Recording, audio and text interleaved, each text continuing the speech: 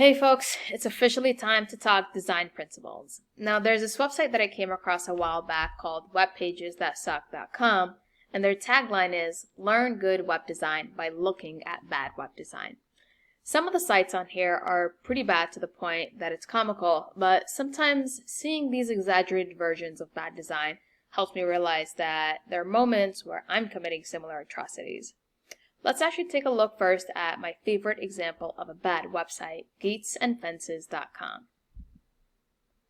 Alright, so take a moment to internalize it, and also any other bad website you happen to find, and come back here with a list of why you think they're examples of bad design. Now, if you look at this website and think why it might not be the best experience for users, you'll probably come to a couple of conclusions. First of all, it feels really disorganized and a bit overwhelming because there's a lot of text and I'm not sure where to even start. I'll give it up to them. There's definitely a couple of attempts to organize the site, and it seems like they may have started off trying to make alternating red and black links, but I don't really know if the red and the black mean different things. It seems like as the list got longer, they got tired of this process. And all the way on the left-hand side here, as you mouse over these links, they turn green. And again, I'm not really sure why. So the color choices to me seems like someone just spun a color wheel and got stuck with black, green, red, gray, and blue, and was forced to use those colors some way, somehow. So overall, it's disorganized, it's messy, there's a lot of text, and you don't really know where to start as soon as you land on this site. So let's pause here on examples of bad design. Let's take a second to compare this to two of my other favorite examples of good design. I really love Spotify's website. I think they do a great job at keeping it simple. And at any one point in time, there's really only enough room on your screen for one thing to focus on. In about 10 words or less, you know exactly what this website is about and what to expect when you get on their page. And there is just one button on it that is specifically oriented towards what a user might do, which is really beautiful because as soon as I come here, there's one action item laid out for me to explore, which is get Spotify for free. Even if I wanted to check out what's in the header, there's 2 action items and 3 links that could help me learn more about their site and just their logo all the way on the left-hand side. Now, I love their simplicity. And Apple does something really similar to Spotify in terms of simplicity. Let's take a moment to check it out as well. Now, Apple's made some really intentional design choices for their website, and as soon as you land on their page, they have it chunked up where at the top, it's whatever it is they're most excited about and the latest product they're trying to sell you.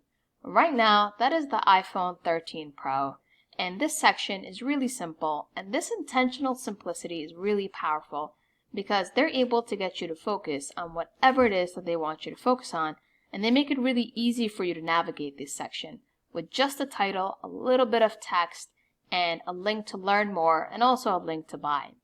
And once you learn how this first tile works, where there's little information and then links to learn more, you'll see that the same strategy is recycled on almost every tile throughout this site. Again, as you scroll down, you'll notice title, little bit of text, and links to learn more and buy. And over again, you see the same strategy being used throughout their site. Now, I think this consistency is the core of what makes this site an excellent example of good design and what helps users better orient themselves to the site, especially if they're also new to Apple's page.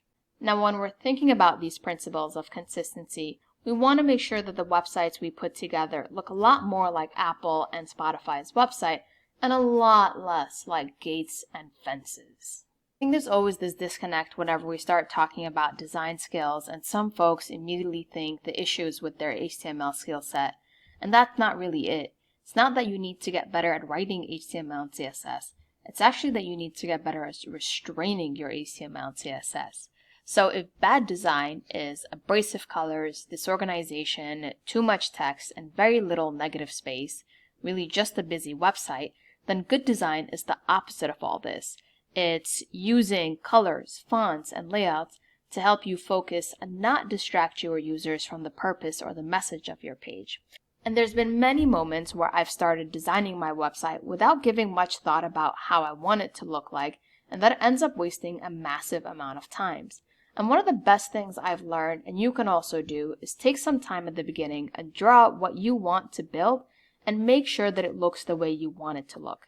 This is going to be way more helpful in your development as a web designer than any amount of writing HTML and CSS code. We also noticed that this is where we see the biggest improvement of students, and it doesn't happen when we introduce them to any one specific concept in HTML and CSS, but it's rather after this moment where we take time to talk about good and bad design principles. And this is really what helps ground them and the choices that they make moving forward, and gets them to move away from fonts like Lobster and colors like neon pink, and a bit more towards something that is meant to make the user experience a little bit easier and also more streamlined, and helps them use their styling powers for good.